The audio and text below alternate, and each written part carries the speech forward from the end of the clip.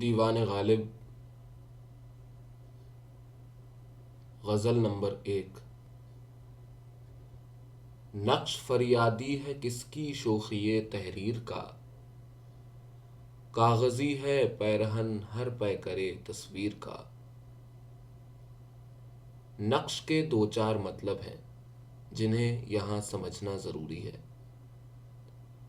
ایک تصویر، دوسرے کھدا ہوا یا لکھا ہوا نام و نشان اور چھاپ۔ فریادی کا مطلب ہوا کرتا ہے فریاد کرنے والا، درد و غم کی شکایت کرنے والا۔ شوخی تحریر کا مطلب ہے لکھاوٹ کی رنگا رنگی۔ اسی طرح کاغذی کا مطلب ہے کاغذ کا بنا ہوا۔ پیرہن لباس یا ڈریس کو کہتے ہیں، اور پیکر صورت یا چہرے کو کہا جاتا ہے۔ اب آتے ہیں شعر کی طرف۔ اس شعر کے بہت سے مطلب الگ الگ شارحین یعنی کہ شعر کا مطلب بتانے والوں نے لکھے ہیں۔ پہلے ہم اصل میننگ پر غور کریں گے۔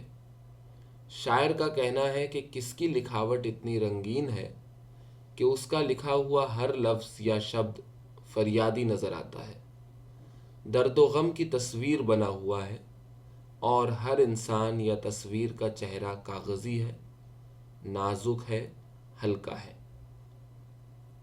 تصویر بھی کاغذ پر بنائی جاتی ہے، اس لیے ہر تصویر کی صورت کو کاغذی کہا گیا ہے۔ غالب نے خود اس شعر کے بارے میں کہا تھا کہ ایران میں ایک رسم تھی، ایک کسٹم تھا کہ جب کسی فریادی کو شکایت کرنی ہوتی تھی تو وہ کاغذ کا لباس پہن کر دربار میں چلا جایا کرتا تھا۔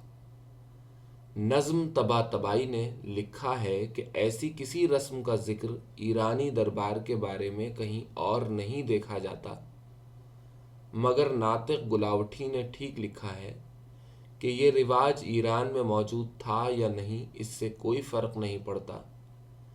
جیسے کہ اگر آج کوئی یہ ثابت کر دے کہ لیلا اور مجنوں نام کے کریکٹر ہسٹری میں کہیں نہیں ہیں، تو اس سے وہ سارے شعر بیکار نہیں ہو جاتے جن میں لیلا اور مجنوں کی محبت کا ذکر آیا ہے۔ اسی طرح غالب کا یہ شعر اس رواج کی روشنی میں سمجھا جا سکتا ہے۔ جوش ملسیانی کہتے ہیں کہ لکھنے والے نے انسان کے نیچر میں اتنی شوخیاں رکھ دی ہیں کہ وہ ہر جگہ فریاد کرتا دکھائی دیتا ہے۔ کاو کاوے سخت جانی ہائے تنہائی نہ پوچھ، صبح کرنا شام کا لانا ہے جوئے شیر کا۔ کاو کاو کا مطلب ہے کھودنا، سخت کوشش کرنا۔ کچھ لوگ کاوے کاوے کہتے ہیں جو کہ غلط ہے۔ کاو کاوے صحیح ہے کیونکہ پورا لفظ کاو کاوے سخت جانی ہے، ورنہ اصل میں یہ لفظ کاو کاو یا کاؤ کاؤ ہے۔ میر کا شعر ہے، سب کھا گئی جگر تیری پلکوں کی کاؤ کاؤ، ہم سینہ خستہ لوگوں سے بس آنکھ مت ملاؤ۔ اردو میں جب بہت سے الفاظ یا شبد ایک دوسرے سے جوڑے جاتے ہیں تو اسے ترکیب کہتے ہیں۔ اس ترکیب کا طریقہ یہ ہے کہ کا یا کی کے بجائے اس لفظ کے نیچے زیر لگا کر ایک ہی آواز پیدا کر دی جاتی ہے، جیسے شور محشر۔ اس میں محشر کے شور کو شور محشر کہہ دیا گیا ہے۔ اسی طرح دو لفظوں کے بیچ میں ہائے لگانے کا مقصد ان کا ایک سے زیادہ ہونا ثابت کرتا ہے، جیسے نغمہ ہائے شوق یعنی کہ خوشی کے نغمے۔ اسی طرح کاو کاوے سخت جانی ہائے تنہائی کا پورا مطلب ہوا تنہائی میں رہنے والے کی سخت جانیوں یا تکلیف کو برداشت کرنے کی محنت اور کوششوں کے بارے میں کچھ نہ پوچھو۔ یہ اسی طرح ہے جیسے کوئی صرف صبح سے شام کرنے کے لیے فرہاد کی طرح پہاڑ سے جوئے شیر یعنی دودھ کی نہر نکال لائے، جو کہ ایک بہت مشکل کام ہے۔ فرحات کے بارے میں مشہور ہے کہ اس نے اپنی محبوبہ شیریں کے حکم پر پہاڑ پر ایک ایسی نہر کھودی تھی جس میں بکریوں کا دودھ دوہا جاتا تھا، اور وہ دودھ شیریں کے محل میں ایک حوض میں جمع ہوا کرتا تھا۔ جوئے شیر کے تعلق سے ایک اور قصہ یہ مشہور ہے کہ شیریں جب ایران کے بادشاہ خسرو پرویز کے پاس پہنچ گئی تو فرہاد نے اسے واپس لانا چاہا۔ خسرو نے یہ شرط لگا دی کہ اگر تم پہاڑ سے دودھ کی نہر نکال لو تو ہم شیریں کو تمہارے حوالے کر دیں گے۔ یہ کام ناممکن سمجھ کر فرہاد کو دیا گیا تھا، مگر اس نے بڑی محنتوں سے کئی دنوں میں اسے کر دکھایا۔ مگر کہتے ہیں کہ جس روز دودھ کی نہر نکلی اسی روز شیریں کے مرنے کی خبر آئی، اور فرہاد نے یہ سن کر اپنے تیشے یا اپنے تیشے یعنی پھاوڑے کو اپنے سر پر مار لیا اور مر گیا۔ جذبہ بے اختیار شوق دیکھا چاہیے، سینہ شمشیر سے باہر ہے دم شمشیر کا۔ جذبہ بے اختیار شوق یعنی شوق یا خوشی سے بے اختیار ہو جانے والے جذبے کو دیکھنا چاہیے۔ سینہ چھاتی کو اور شمشیر تلوار کو کہا جاتا ہے۔ اسی طرح دم کا مطلب ہوتا ہے سانس یا دھار۔ غالب کہتے ہیں کہ ہم قتل ہونے کے لیے اتنے بیتاب ہیں کہ ہمارے قاتل یعنی محبوب کی تلوار میان سے باہر نکل آئی ہے۔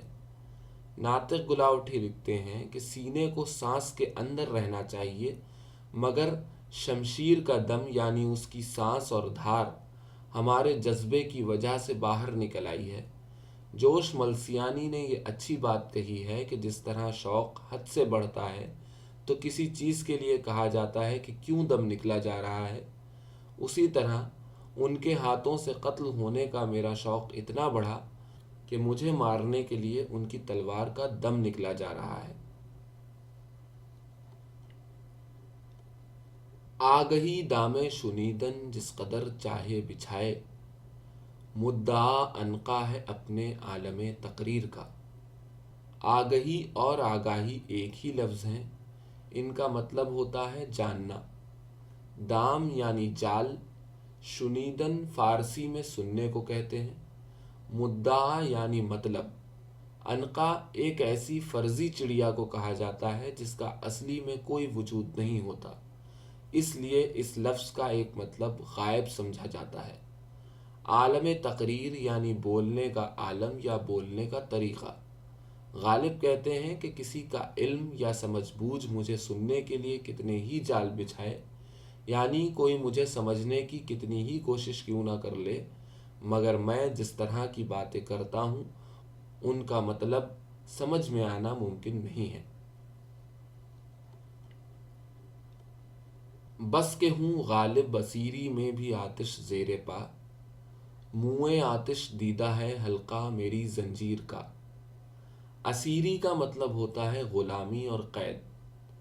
آتش زیر پا جیسا کہ لفظوں سے ظاہر ہے، پیر کے نیچے موجود آگ یعنی کہ بے قرار۔ اب جس کے پیروں کے نیچے آگ ہوگی وہ تو بے چین ہو ہی جائے گا۔ منہ آتش دیدہ یعنی وہ بال جو آگ میں جلنے والا ہو یا جل رہا ہو۔ حلقہ یعنی دائرہ یا گول چیز۔ اس شعر کا مطلب ہے کہ میں اس کی محبت کی غلامی میں اتنا بیتاب ہوں کہ میرے پیروں پر جو گول گول بال تمہیں نظر آتے ہیں وہ دراصل میری اس بے چینی کی وجہ سے گول ہو گئے ہیں جس کی آگ میرے قدموں کے نیچے موجود ہے۔ ان گول بالوں کو وہ ایسا گھیرا یا پھندا بھی بتاتے ہیں جس نے زنجیر کی شکل لے لی ہے، یعنی کہنا یہ چاہتے ہیں کہ وہ محبوب کی محبت میں بہت بے قرار ہیں اور اس غلامی میں اس سے ملنے کے لیے تڑپ رہے ہیں۔